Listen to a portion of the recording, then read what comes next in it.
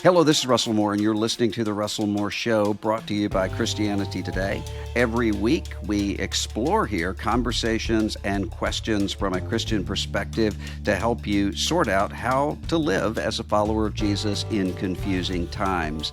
And this week, we have a conversation to seek to do just that.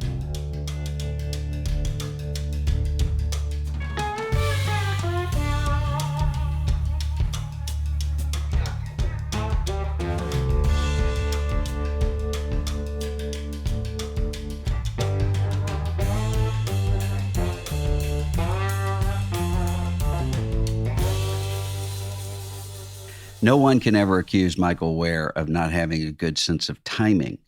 He releases a book on the spirit of politics, politics as an aspect of discipleship, at the most spiritually depleted, politically exhausted time of our lifetimes. And so one might say that this is an effort at antidote. And we will talk about that, especially for those of you who are, and I know a lot of you are because I hear from you, are really exhausted with the whole thing. We're going to talk about this today in a little bit of a different way that might surprise you and help you. Michael Ware is the founder and CEO of the Center for Christianity in Public Life. He was in the White House, in the Obama White House, the faith-based office there, but also on the presidential campaign. His writing has been featured in the Atlantic, New York Times, Washington Post, and Christianity Today. And we're grateful for that. But he has a brand new book out called The Spirit of Our Politics, Spiritual Formation, and the Renovation of Public Life. Michael, thanks for being here. So good to be with you. Few people I'd rather have this conversation with than you. Well, I was thinking this morning about the first time I ever met you, which I think was at the White House. And that was almost 15 years ago, which is astounding to me. It is astounding. I was just looking, there's a photo you sent me of the two of us at a ceremony for you that you had taken a new position, and there's a photo of us, and I was just reflecting on all that's transpired since, and mostly just aging. There's been a lot that's transpired. Yeah, absolutely. Now, Michael, I think a lot of people, we're going to talk about the nitty gritty of your book in just a minute, but before we do, are we really going to do this again? After all of the broken relationships, all of the arguments, all of it, are we really doing Trump v. Biden one more time? At a very practical and literal sense, yes. Yes, we are doing it again. And we need to be asking, well, is there any way that no matter what the outcome of the election is, no matter what happens in the strictly political realm, how might this not just be sort of a net neutral, but what imagination do we have for how we might emerge stronger as a people, as a church on the other side? And what is a positive vision? Though I certainly share in the exhaustion and the knowledge that, gosh, there are going to be headwinds coming against us and what we're trying to build in our lives and our churches, given how pervasive this toxic political culture is. Yeah, and part of the problem with getting to the other side is that we have kept thinking we were right around the corner from the other side for a long time now. What would you say, Michael, to the person that I was addressing at the first who says, I'm just so exhausted by all of this, all of it, all the drama, all the division, all the broken relationships, all the violence. We've seen violence. Yes. All of that. I'm just so over it. I don't even want to engage with politics at all anymore.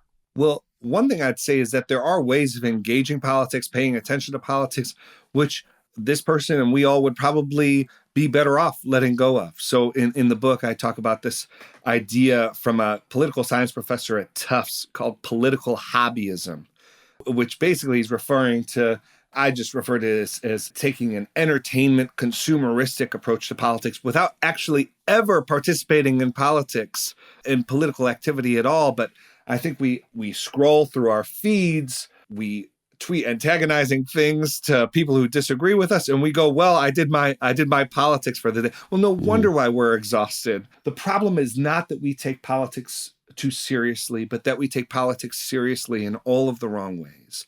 Mhm. So that would be the first thing. If I'm talking to someone who's saying, I can't watch cable news for 3 hours a night anymore, I'd say, good, you Good. shouldn't be doing that. Yeah. What I would say though is that if this season has shown us anything, it's that our political culture does not stay out there. I think there was a very well-meaning idea among pastors, among others, that the church is not for politics. We keep politics outside of our small groups, our churches, and that's secular stuff. Well, for good or for ill, and recently it's been a lot for ill. Politics finds its way in. It turns out that we are actually social beings. We are actually political beings, and we have political responsibilities, whether we choose to acknowledge it or not. And so, what I tell folks is instead we need to rightly situate, and this is what I try to do in the book, rightly situate politics, not as above or separate from our life with Jesus, but under our life with Jesus, as a part of an interactive relationship with Jesus, as something that is within the range of our effective will. And if we rightly situate our politics, we'll be much better prepared to deal with reality, first of all. And then secondly, I think we'll be able to have a much healthier approach personally and as we're interacting throughout this presidential election season and beyond. Don't you think, though, that there is a lot of wisdom in what many people mean when they say we're keeping politics out of the small group? Which is not to say that we're not political beings or social Yeah. beings. We're sexual beings, but not during small group time.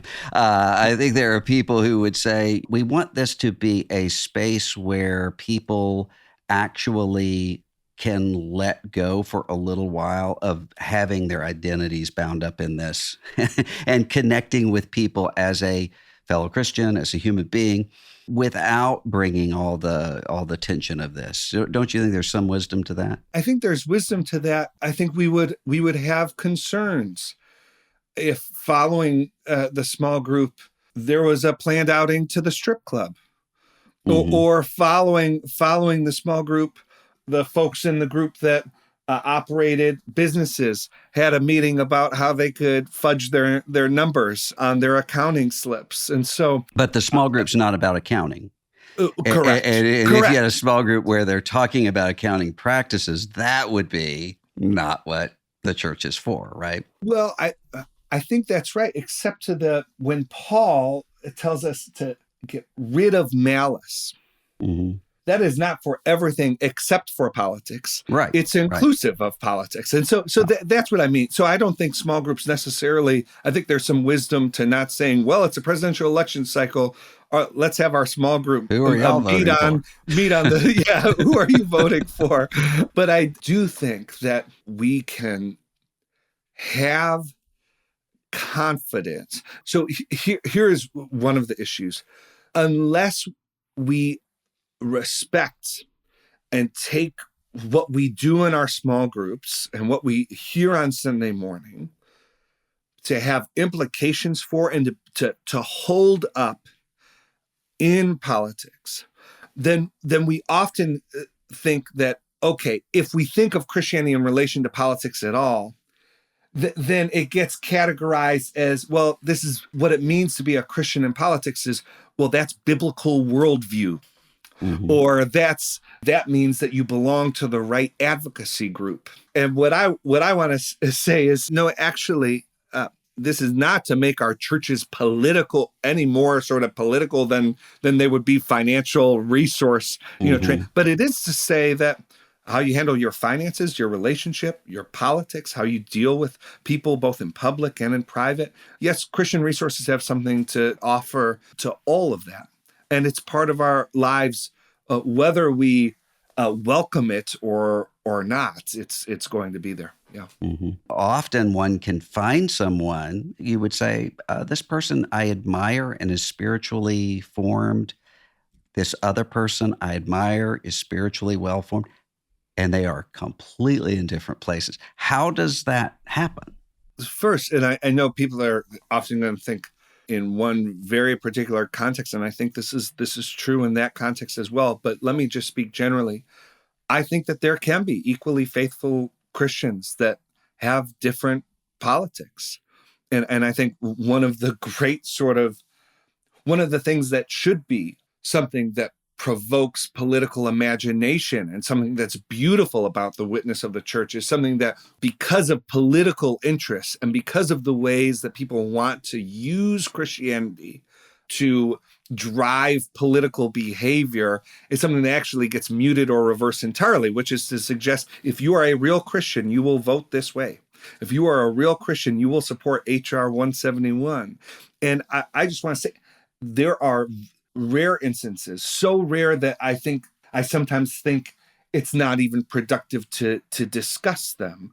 Rare instances in which the political decisions can be elevated to that level of sort of dogma, to that level of a binary, you're either faithful or not, depending on what your stance is, how you vote, whether you support this bill.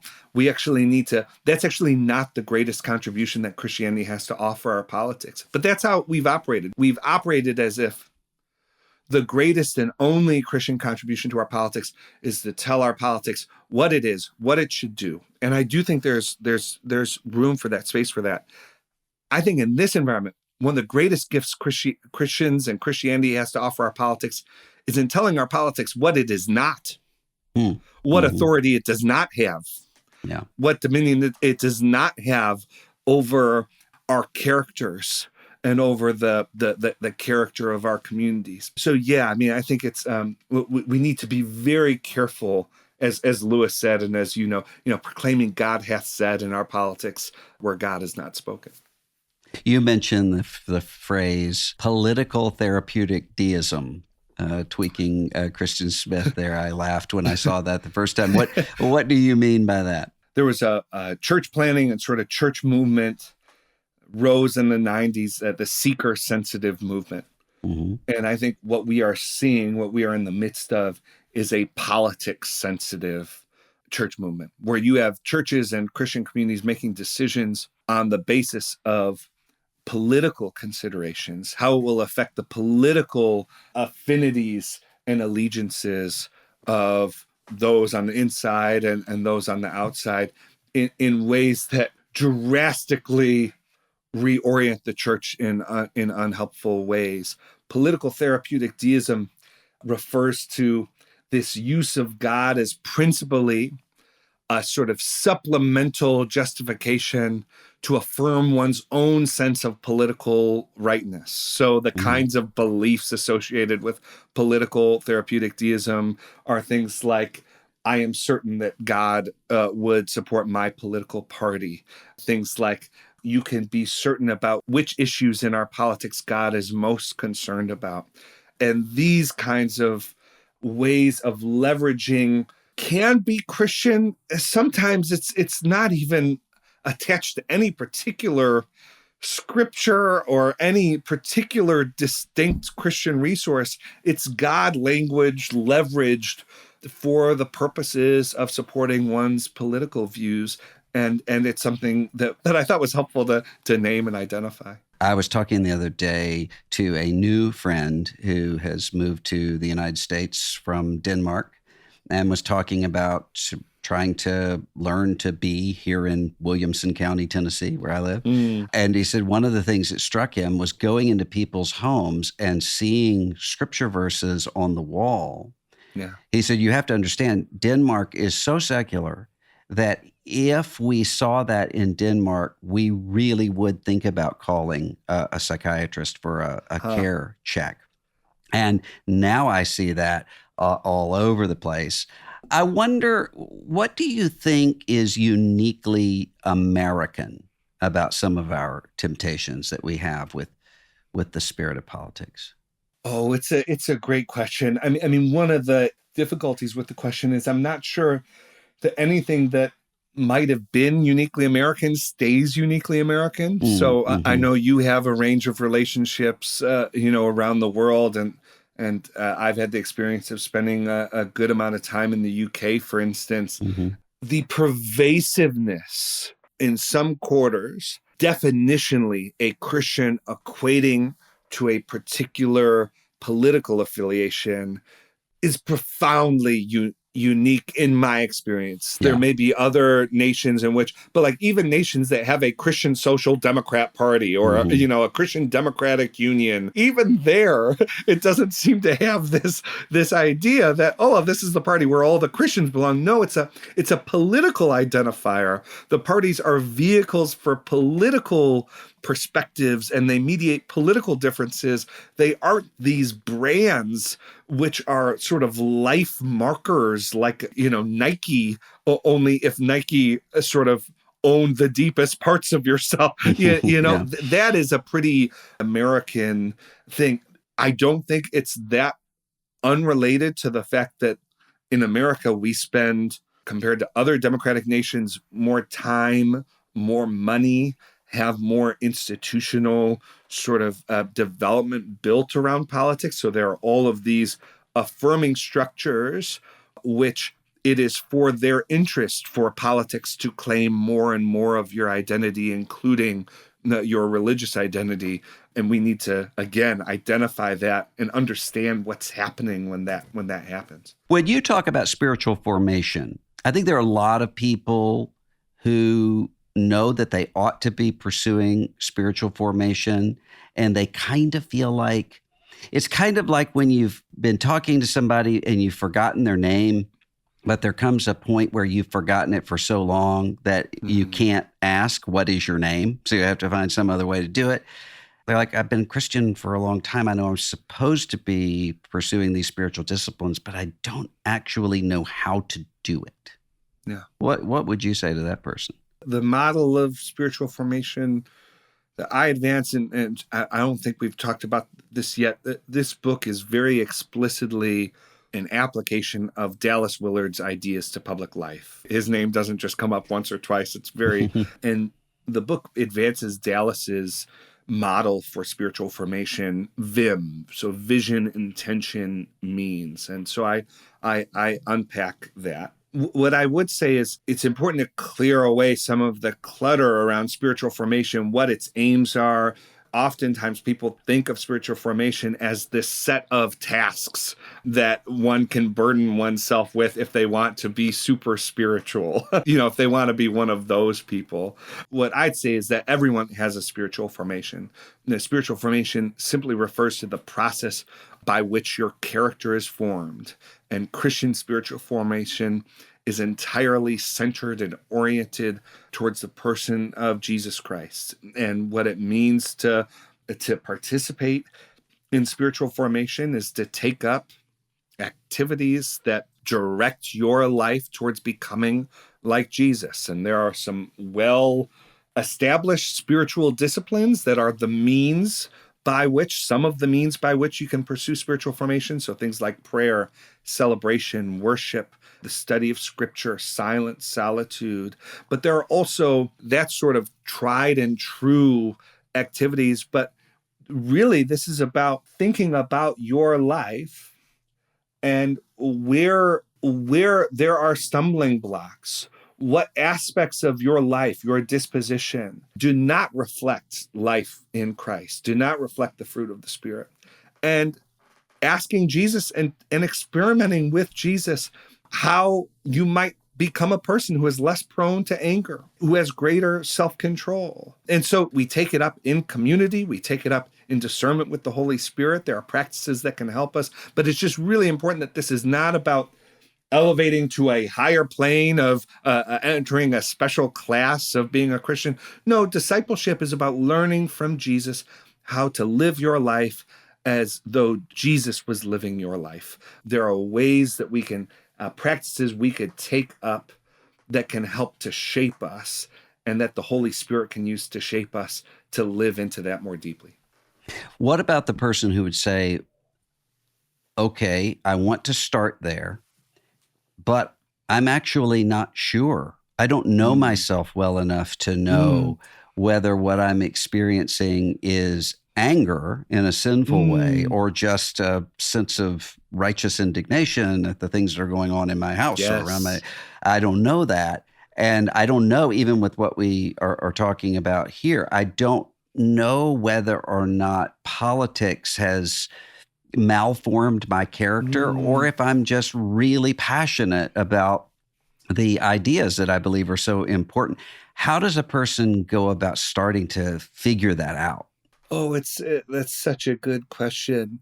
First, Scripture tells us that we can ask the Lord to examine the contents of our heart, and we can take these questions to the Lord in prayer. I think that we could be watchful and mindful as we go about our lives. I think we could invite counsel from people we trust who can speak into our lives with authority about what they see in us. I've done that in my own life, and it can Mm. be helpful to get outside perspective to put a finger on things that maybe you sense but can't sort of name because it's you that no Yeah. you only experience your life as you experience Hmm. your life. And so I do think that there's prayer discernment, there's actually asking the question of yourself, and then there's asking these questions in community. We actually need to not separate out the kind of person we are from sort of what we do to in the political realm to get what we think is right or what we think we need. Yeah. I think asking that question is such a good starting point for everything that you're Mm. talking about here. Even just saying to God, as simple as that, would you show me where I Yes. need to be formed? I think about you with Dallas Willard. One of the most striking things that he has ever written, I think, is he was talking about prayer as what you're doing is inviting Jesus to sit right in front of you. And that Yeah. imagery just stays with me because I think we forget that when prayer or Bible reading or some other spiritual discipline becomes what you say, a kind of a thing Yes. we have to do, we miss that. Right. I completely agree. So I was in a meeting, and I don't even know the comment that sparked the thought in my mind, but it was such a jarring thought that pulled on something deep in like the recesses of my mind, that brought to mind. I didn't know what it was from, didn't know what it referred to, but I recalled reading someone saying Christians never meet one on one. And I left Mm. this meeting and just racked my brain. And it finally, I went online, I searched it and realized that it had come out of Divine Conspiracy, Willard's Divine Conspiracy. But he's writing about Bonhoeffer. Mm. Bonhoeffer in Life Together has this exceptionally beautiful passage that I write about in the book, and that I think just this idea would do so much to transform Christian public presence. Bonhoeffer has this idea that Christians never meet one on one. Jesus is always in between them, always Mm. mediating between them. And he says that when you're interacting with another Christian, you're never seeking to act on that person directly. You are looking to Jesus and asking what Jesus is seeking to do with that Mm. person and how you might participate. That idea of mediation, that idea of the relief of knowing it's not my job to, in an exchange, maneuver and coerce things to either get what I want or even to sort of get someone else to act the way I want them to act. But no, I am cooperating with Jesus in this relationship. It allows us, I think, to shift from entering politics out of a mindset of imposition, out of a mindset of we need to, out of a defensive or embattled posture, to actually view politics as an area of life in which we can enter in a spirit of loving service, Well, that that we defensive and have paddle something is to important. offer. I'm sorry. Yeah, please. That embattled that you're talking about is Yes. really important Yes. here, because so many times what happens is we think this is such an emergency in front of me right now Yes. that I don't have time to think about those things. And I wanted to ask you, one of the reasons sometimes that people get into that mode is what you were talking about at the beginning. They are watching cable news, or they're doom scrolling, or they're doing those sorts of things. And often I will have Christians who actually recognize that, but they say, I don't know where to go to find the news that I actually should be looking at. What sort of counsel do you have there? When it comes to news consumption, I have a few lines of advice, and I specifically address this in the book. One is to read locally. I think that there is to the best extent possible, and of course, there's a whole transformation with local news gathering happening now, but read close to you. Read about But not the what next is door app. happening in the actual life, yeah, in actual life of the community in which you're living. So much of the news we're consuming is about things that, no, I'm not saying, ignore everything that's happening in the world, that kind of thing, but so much of the news we're consuming is about the worst things that are happening everywhere in the world, with a sense of immediacy. And of course, you're going to get embattled if you're just drinking in these streams of negativity and threat and so on and so forth. You may not change your position on an issue, but if you can read with an eye towards understanding why people are behaving the way they're behaving, what their own self narration is for Mm-hmm. why they are supporting a particular candidate or policy position, you may have your opinion changed. At the very least, you'll have a sense that, oh, this is not as straightforward. This is not as good and evil. This is not as dark as, oftentimes, there are some exceptions, this is not as stark as my political side or my sort of the singular source I've been drinking from has been trying to tell me. And that can help loosen up some of the sense of embattlement, some of the sense of we are fighting evil incarnate in politics. That is pretty rarely the case. And oftentimes we need to, it's not located exactly where our politics suggests it is. One of the actually embattled groups of people are pastors. And I mentioned Yeah. here that I was talking one day Yes. to both a conservative evangelical pastor who said the same thing as a very progressive Episcopal priest said to me Yeah. the same day. The way she worded it was, it's not just that I have this pressure in my congregation to take positions on all these Yes. various issues. If I don't make the specific issue central, Yes. that also becomes a battle. And they were just worn down and exhausted by that. And one of the places where this has shown up a lot recently is in the area of race. Yes. How would you advise a leader, whether a pastor or a small group leader or somebody else, to know the difference between cowardice and prudence? How do you Yeah. know when you're telling yourself, okay, we're incrementally moving in the right direction, and when that is just self narration because you're scared? We need to have discernment about the kinds of demands congregants are placing on pastors. One of the most difficult things for pastors to, I think about. So I hear this all the time as well, right? Pastors will get emails in their inboxes, social media posts. If your pastor does not address this issue, empty the pews, Mm. leave that church.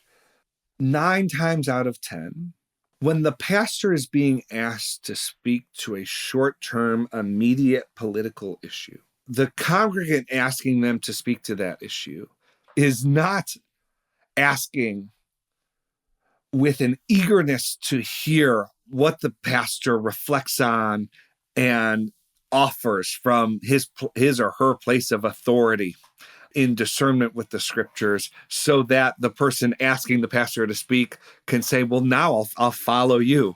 No, more often than not, what the person asking the pastor to speak to this issue for. They're looking for the pastor to use their authority to settle a disagreement that is Mhm. happening within the church. Willard had a very high esteem for the office of the pastor. He called them spokespeople for Christ. And he said, the pastor's role is one of bringing knowledge, not trying to coerce behavior, not sort of ticky tacky.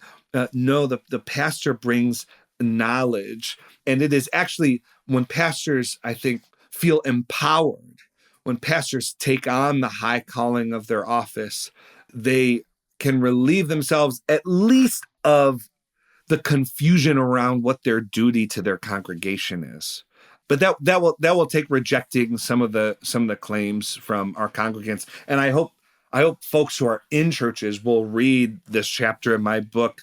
The local church is not just another forum for your advocacy.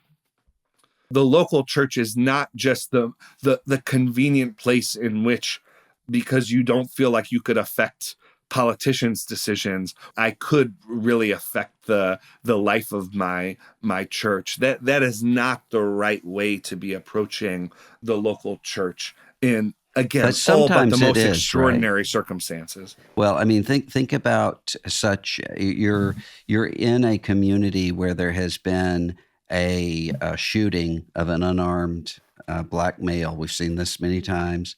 That seems to be racially motivated. In some cases, is clearly racially motivated. The pastor really has to speak to that, but sometimes there are people who can convince themselves, well, my people aren't ready for me to speak to Right. that. Yeah, So yeah, I'm just sure. going to wait. How does somebody know that that's the right thing to do with those Yeah. extraordinary circumstances? What are the times when you know, Yeah. okay, I do need to speak to this? Yeah, so an attentiveness to the life of your congregation. I'll give you a great example. My church has a immigration legal aid ministry. And some time ago, this wasn't very recently, there was a major decision made related to immigration at the federal level. My pastor on the following Sunday spoke to that decision. But what I knew, and what I think everyone in the congregation knew, was that he wasn't speaking to that issue because he saw it on Meet the Press that morning. Hmm. He wasn't speaking to that issue because it was a hot topic that he thought he could, pontificate on because he had the floor. No, he was speaking to the issue because he knew that we had lawyers in our congregation that, after they had done their day jobs, were volunteering into the past midnight throughout that week trying to serve folks. He knew that we had families in our congregation that whose lives were going to be affected and were put in question because of the decision that had been made.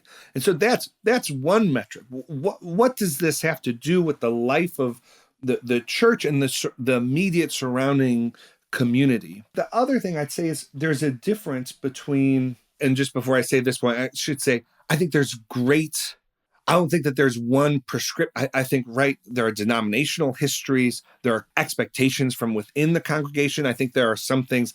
If I heard you give a great response to someone who asked or a pastor you had experience with who just took on the job, took down the American flag from the stage, and then said, Yeah. they didn't like that. So, well, there were expectations, and that community had a life before you came, and maybe there were some other pieces that to your approach there other than immediately taking down the American flag. So I think that there has to be a respect for history, for tradition, but I would say there's a difference between speaking to an issue, speaking to a societal circumstance, and putting the stamp of dogma on your prudential solution for that issue.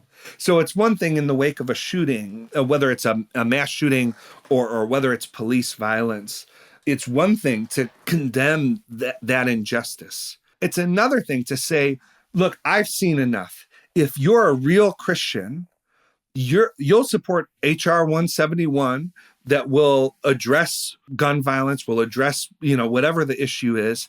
And if you don't support this bill, you must not really care. that is the kind of thing that pastors Mm-hmm. should be really, really careful about, given their position of authority. And then I'd say all Christians ought to be really careful about mistaking their interpretation of principles like the dignity of the human being or God's opposition to racism and expressing with your prudential policy solutions to advance those ultimate values, like the same level of confidence that you would affirming the ultimate principle. You must have had people, I mean, you're a guy from Buffalo in an evangelical Christian context. When I first met you, you were working for Barack Obama. Yeah. There had to be people in your life who said, Michael, you're not, you're maybe they wouldn't say you're not really a Christian, but you're not really following Christ here because, and they might have some really legitimate sorts of concerns with Yeah. religious liberty policy and abortion policy and those sorts of things. How did you navigate through that in terms of, first of all, yourself, but Yeah. also in relating to people who couldn't understand why you were doing what you were doing? First, with a lot of grace, particularly for those who weren't involved in politics. Sometimes I would go back home to my church, and I remember an exchange with the woman who ran the church bookstore, and she sort of suggested in a conversation that she'd never have a book by a certain politician, even though they had books from a range of Republican politicians in the bookstore. And I just sort of thought that was interesting. And what was she trying to communicate to me? But she was not politically active. She was relaying the story that she'd been given about, well, if you're a real Christian, you'll vote this way, and these will be the most important issues. And so a lot of grace for that. I think I would get a little more frustrated with people that I knew personally whose lives and actual sort of political affections actually did not seem to have integrity with the ways in which they'd leverage certain issues and sort of arguments in public. That could be difficult to endure. And then I just think you need to have, here's the thing, we can't ask everybody else to hold their political views loosely and then sort of take overly personally political attacks against ourselves. I mean, right? I mean, I think I try to allow some of those kinds of questions to inform me and allow me to ask questions about, am I doing the right thing in this Mm. particular scenario? Who am I? Where do my allegiances lie? And those were Mm-hmm. questions that, in ways, whether they were intended to be helpful or not, Mm-hmm. those are ways that helped me in my walk with Jesus. You've heard me say this before, but even when I was in the White House, even when I was working on a presidential campaign, it was, as our friend Jamie Smith would say, tinged with ambivalence. The difficulty is not being politically homeless, feeling politically homeless when you're frustrated with all the options available. It's blatantly clear to you that none of the options are Christian. No, the important time to consider yourself politically homeless is when you're actually, who you're going to vote for. Mm-hmm. Mm-hmm. Where you actually feel like there is a better option. That is the point at which you're at most in danger of deluding yourself that what you consider to be the better option is actually without fault, that you could be completely comfortable and at home there. And that's why just thinking about a Christian approach to politics with a perspective that begins 7-8 years ago is not going to lead us in a fruitful direction in the long term. So yeah, I hope that's helpful. Last question. This whole book is about being renovated, heart renovated by Christ, formed spiritually by Yeah, Christ. All that presupposes that he's alive and yeah, that these yeah. stories are true and the Yes, women weren't lying. yes. How do you know that's the case? When I was 15, my sister had given her life to Jesus a few years earlier, and she was always pestering me around the house. And I just kind of thought, how silly this all is. But she had showed me she had tried to walk me down Romans Road, and I had musical tastes that allowed me to cross paths with testimonies. And when my sister dragged me to her high school youth group, my pastor's guy in Buffalo is a guy by the name of Jerry Gillis. And they ran a youth group there, and I hated the youth group. I didn't fit in. I didn't get the language. But on the way out of the youth group was a volunteer by the name of Joe Vacani, who was handing out tracts of Romans. And I took that tract home, and there was no commentary, no nothing. It was just Paul's letter. And I read it, and I read it again. And on the third time, I took out a green spiral notebook. I thought, I'm going to write down the things I think are interesting. I look back on that notebook, and I basically transcribed Paul's letter, almost in entirety. And all of it is there. Like all of it is there. From creation groans in anticipation, to consummation, to the life that lays out ahead of us. And my conviction, my experience in my life was I could have rejected what the Lord showed me there, but I could no longer say that there was no there. You can't read Romans and say there is no there. Religion's a crutch. This is no. Once you read Romans, you have to stare Jesus in the face and say what you think. You're confronted with a question. And from that point in my life, this idea that we live in a God-breathed world, that this isn't just a set of arguments, this isn't just a set of theological principles that we provide mental assent to or not, but that God is alive, that Jesus offers a kingdom that we could step into now, has made everything else more real, more worthwhile than I could have ever hoped or anticipated. I'm deeply moved. Not that my life has been completely captured by it yet. Not that my heart has been completely captured by it yet. But Matthew 13, and the man who comes upon the field and finds a treasure and buys the whole field. That seems, on my best days, I go, that's exactly the right decision. Like, how do I buy the field today? And that's what I want to orient my life toward. And so, yeah. Thanks for asking the question. Buy the field today. That is a good word. I think Michael and I both would say if you have to choose to read one book this week, Book of Romans would take priority. But if you also have time to read anything else, I would heartily commend to you this really thoughtful book, The Spirit of Our Politics, Spiritual Formation, and the Renovation of Public Life, especially if you're the kind of person who says, I just don't know if I can live through another year of this. Yeah. Michael Ware, thanks so much for being with us today. Thank you, my friend. Thank you.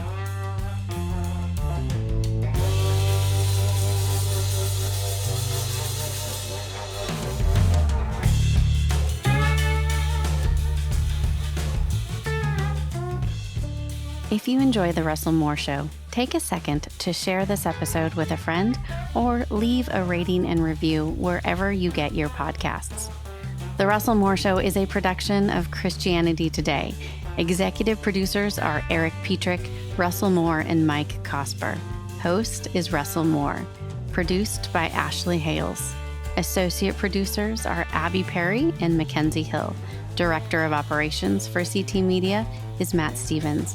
Audio engineering provided by Dan Phelps. Video producer is Abby Egan. And the theme song for The Russell Moore Show is Dusty Delta Day by Lennon Hutton.